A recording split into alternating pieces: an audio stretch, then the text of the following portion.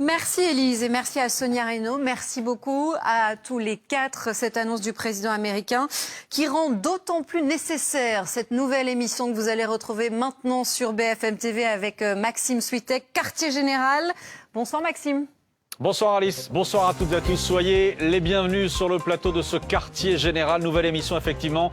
Le principe est simplissime, vous allez les découvrir avec moi autour de cette table. Six experts placés face à une crise internationale, la crise que nous impose Donald Trump sur le Groenland. Avec, vous l'avez dit, un rebondissement majeur ce soir puisque le président américain annonce, je cite, le cadre d'un accord avec l'OTAN sur le Groenland. Donald Trump renonce aux taxes qu'il voulait imposer dans 2 semaines. Alors que dit cet accord précisément? Est-ce qu'il est acceptable par nous, par les Européens? Quelle trace va laisser cette crise? Ce soir, on va vous donner toutes les cartes pour comprendre dans ce quartier général.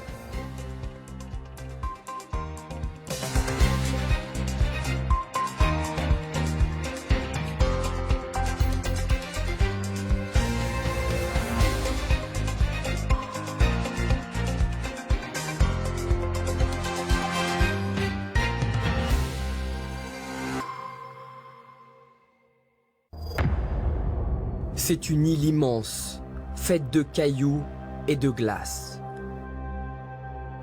2 millions de kilomètres carrés, pour 56 000 habitants, disséminés le long de ces fjords. Un territoire presque oublié du monde pendant des siècles, désormais au cœur d'un intense bras de fer diplomatique. We need Greenland for national security. If we don't go in, Russia's going to go in and China's going to go in. Il ne faut pas se laisser impressionner. On doit défendre nos principes, on doit défendre nos intérêts sans être agressif. Avec le réchauffement climatique, l'île, bordée de glace et d'icebergs depuis des siècles, devient plus accessible. Les routes maritimes s'ouvrent et place naturellement le Groenland au centre du jeu géostratégique mondial. The point is that the world has changed permanently and we need to change with it. Le nouveau monde, celui de pays prédateurs, prêts à tout. Tout proche du territoire autonome danois, la Russie et un peu plus loin, la Chine. Mais la première menace ne serait-elle pas déjà présente sur l'île groenlandaise? Tout au nord du territoire danois, la base américaine de Pituffik. Un maillon stratégique important qui permet aux États-Unis de détecter des éventuels tirs de missiles balistiques et de surveiller l'activité des satellites d'autres puissances. Denmark can do about it if Russia or China wants to occupy Greenland. You know, I can't rely on Denmark being able to defend themselves. We are not for sale. Like Greenland is ours, and we don't want to be part of America. Le Groenland, atout géostratégique et réserve conséquente de minerais rares et d'hydrocarbures. Pour rester libre, il faut être craint. Pour être craint, il faut être puissant. Vous avez le contexte avec ces images et vous l'avez compris, ce soir l'actualité vient de rebondir sur cette crise du Groenland. On va tout vous décrypter ce soir avec nos 6 experts sur le plateau de ce quartier général. Je vous les présente évidemment. Ulysse Gosset avec nous. Bonsoir Ulysse, bonsoir. Éditorialiste international ici à BFM TV. Didier François, bonsoir Didier, notre spécialiste défense. Elsa Vidal, bonsoir Elsa, éditorialiste international également. Patrick Sauce avec nous dans ce quartier général, chef du service international de BFM TV. Nicolas Poincaré, bonsoir Nicolas, bonsoir, grand reporter, rédacteur en chef Ligne Rouge, Jérôme Pellistrandi. Bonsoir mon général. Merci d'être avec nous. Le principe de cette émission, très simple, nos 6 experts face à cette crise internationale, je le disais, avec ce rebondissement inattendu, inespéré ce soir qui se matérialise avec ce message. On va le lire ensemble, ce message de Donald Trump posté sur son réseau social. Suite à une réunion très fructueuse avec le secrétaire général de l'OTAN, Mark Rutte, nous avons établi les bases d'un futur accord concernant le Groenland. Message qui se poursuit comme ceci. Compte tenu de cet accord, je renonce à appliquer les droits de douane qui devaient entrer en vigueur le 1er février. Petit tour de table pour commencer. Vous avez 30 secondes chacun pour commenter ce message. Est-ce ce soir, je le disais Élise Gosset, est-ce que c'est vraiment un rebondissement de taille ? Un rebondissement d'autant plus spectaculaire que dans son discours aujourd'hui à Davos, Trump n'a cessé de critiquer les Européens. Et là, finalement, il cède. Trump la menace, devient Trump le négociateur qui, avec le patron de l'OTAN, Mark Rutte, a décidé de trouver un accord cadre qui concerne non seulement le Groenland, qu'il n'a plus l'intention d'envahir, mais toute la région arctique. Donc il essaie de sortir par le haut d'un piège qu'il s'est tendu lui-même pour essayer de calmer le jeu et de faire qu'il n'y ait pas une guerre commerciale entre l'Europe et les États-Unis. Didier François. Eh bien, on a obtenu ce qu'on voulait. C'est-à-dire qu'il y avait une menace militaire et économique sur le Groenland pour faire céder l'Europe. Aujourd'hui, il y a eu deux choses qui avaient été dites dans la conférence de presse de Trump qui étaient importantes. Il ne recourait pas à la force. Pourquoi ? Parce que le déploiement européen a finalement interdit ce recours à la force. Et il avait donné une deuxième option pour sortir de la crise, qui était la négociation avec les Danois et l'OTAN du développement d'une nouvelle base pour son soi-disant dôme d'or, pouvoir avoir une base de radar qui, dans le cadre de l'OTAN, lui permet de surveiller les risques nucléaires russes. Eh bien, c'est visiblement l'accord qui vient d'être trouvé avec le secrétaire général de l'OTAN. J'ose imaginer que cela se fera en accord avec les Danois. Si c'est ça, eh ben, on a eu raison d'être ferme. Elsa Vidal. Alors, je suis sur la même ligne que Didier. Bien sûr, on a eu raison d'être ferme et ça a porté ses fruits parce qu'on a réagi rapidement, fortement et avec unité. Mais il ne faut surtout pas baisser les bras et se dire c'est bon, le problème est réglé. La crise n'est pas terminée ce soir. 21h07, c'est pas terminé. Non, c'est la méthode Trump, en fait. Elle est amenée à se répéter et c'est à nous de nous organiser pour être maintenant protégé à chaque fois de ces errements. On ne peut pas être dans un gobelet de dés et qui débouler sur la table en fonction des humeurs de l'agent orange. Patrick. Ouais, moi, comme je suis un peu tordu, j'ai lu ce qu'il n'y avait pas dans ce message. Didier vient d'en parler, accord avec l'OTAN sur des choses très stratégiques, mais sur le Groenland lui-même et sur sa volonté de se l'accaparer, il en a parlé, son dialogue, c'est avec les Danois. Et pour l'instant, on n'a pas d'accord avec les Danois. Ce qu'il ne dit pas non plus, Donald Trump, à propos des tarifs douaniers, parce qu'il y a eu beaucoup de confusion, il dit « je n'appliquerai plus ces taxes supplémentaires de 10%. » Ça, c'était à l'encontre des pays, dont la France, qui avaient décidé d'apporter leur soutien, trop appuyé selon Donald Trump, lors d'un exercice demandé par les Danois. Mais il ne parle pas, par exemple, des 200% contre la France, parce que là, c'est un autre sur le vin dossier, et le champagne. Le Conseil de la paix. Tout ça, il ne le dit pas. Ça fait beaucoup de choses en suspens qu'il va nous falloir, là aussi, résoudre. Nicolas Poincaré. Je ne crois pas un mot de ce que dit Trump. Je pense qu'il faut arrêter de le considérer comme quelqu'un de normal. Il a prouvé depuis des années, mais surtout depuis le 1er janvier, qu'il est totalement incohérent. Donc à 15h, il exigeait d'annexer le Groenland. Il disait qu'il ne passerait pas en force, mais qu'il exigeait des négociations qui devaient aboutir à une annexion. À 20h, il nous dit tout est réglé. Sous-entendu, il n'annexe plus. Demain matin, je pense qu'il dira encore autre chose. En général. L'union fait la force. En fait, les Européens ont démontré par leur réactivité, notamment avec l'outil militaire, que même avec des petits effectifs, on est capable de faire bouger les choses. Donc maintenant, il va falloir effectivement rester extrêmement vigilant pour maintenir la pression, parce qu'il y a quand même d'autres très gros dossiers, dont la guerre en Ukraine. On va retourner du côté de Davos, retrouver Thierry Arnaud. C'est vous qui suivez ce forum mondial. C'est là que Donald Trump s'est exprimé cet après-midi. C'est-à-dire, c'est de là qu'il envoie son message ce soir, son message qui nous fait beaucoup réagir sur ce plateau. Comment réagit Davos ce soir? Est-ce qu'il y a une espèce de grand ouf de soulagement généralisé? Alors, je vais être parfaitement honnête avec vous. Au moment où je vous parle, il y a des camions de pompiers sur la promenade de Davos. Un incident qui semble mineur et c'est une très bonne nouvelle.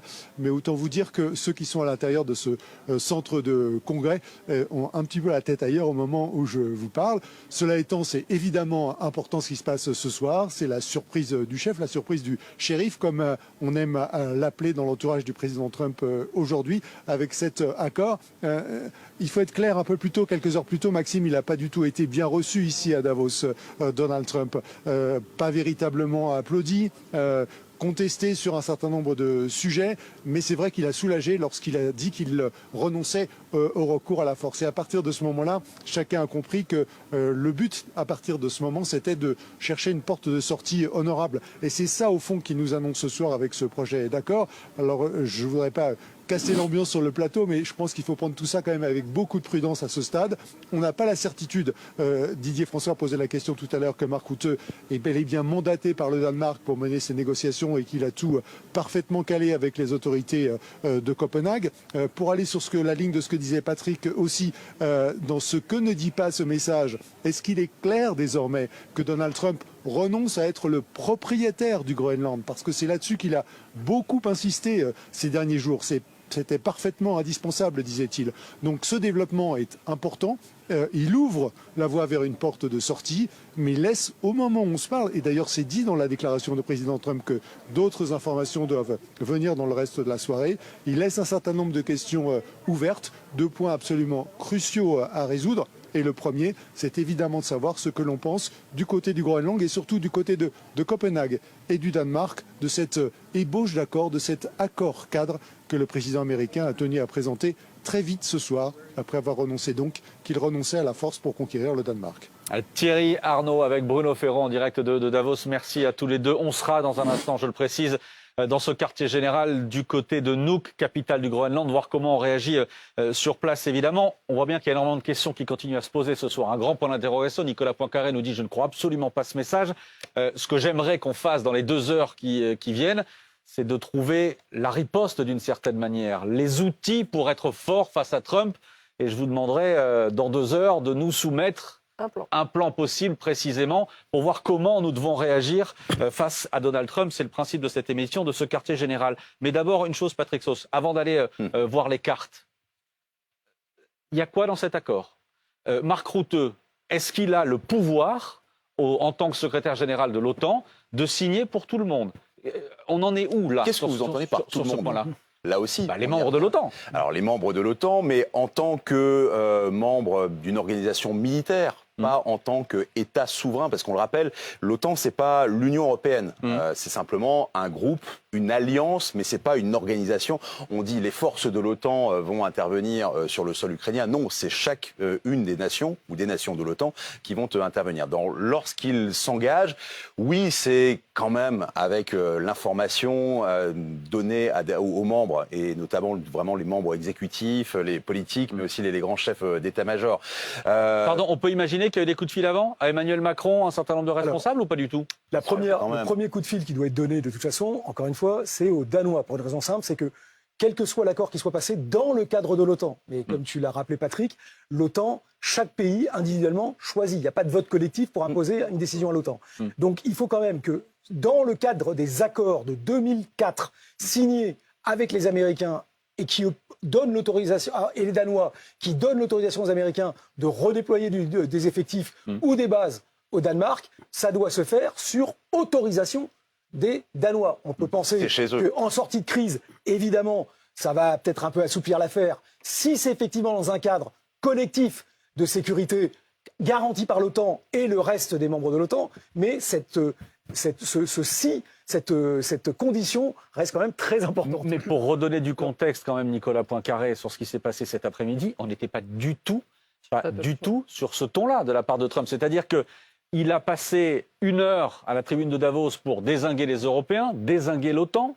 Ça a été un pilonnage en règle cet après-midi. Oui, et puis il expliquait qu'en gros, les États-Unis avaient eu le contrôle du Groenland pendant la Deuxième Guerre mondiale et qu'ils avaient fait la grave erreur de le rendre et qu'il fallait revenir. Et c'était clair, il voulait annexer. Son rêve, c'est d'agrandir les États-Unis d'Amérique sous sa présidence. Donc cet après-midi, il était clairement encore dans une logique d'annexion. Ce soir, il nous dit, j'ai fait un accord avec Mark Rutte. On n'en sait rien, mais Mark Rutte, c'est un Européen, c'est un ancien Premier ministre néerlandais. Proche de Macron à certains points. Oui. Il peut naturellement pas accepter un accord qui prévoirait de près ou de loin une annexion du Groenland par les États-Unis. Donc s'il y a un accord, Trump est quand même en train de nous dire ce soir qu'il renonce à l'annexion. Alors, jusqu'à ce qu'il change d'avis. Mais ce soir, à l'instant, dépêche AFP, venue de Davos, Donald Trump assure que le projet d'accord sur le Groenland, je le cite, nous donne tout ce que nous voulions.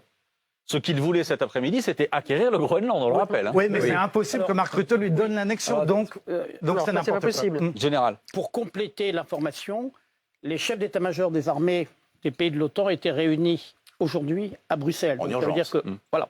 Donc ça, c'est un élément qui est important. Ça veut dire que nos chefs d'état-major, le CEMA français, étaient au contact de son homologue américain, aujourd'hui donc à l'OTAN. Et si je puis me permettre, il y avait quand même une petite indication dans la conférence de presse de cet après-midi, puisque nous l'avons suivi, juste après qu'il ait dit qu'il n'aurait pas finalement recours à cette force excessive et inarrêtable.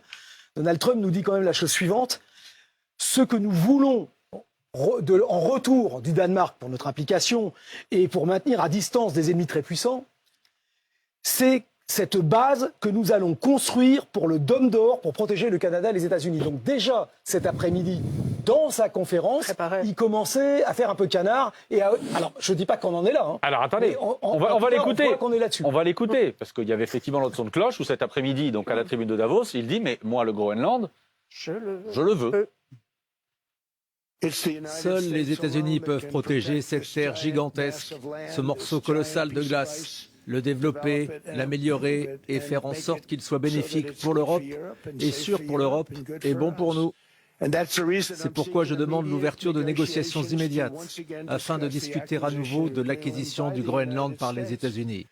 Tout comme nous avons acquis de nombreux autres territoires au cours de notre histoire, tout comme l'ont fait de nombreux pays européens. Il n'y a rien de mal à cela.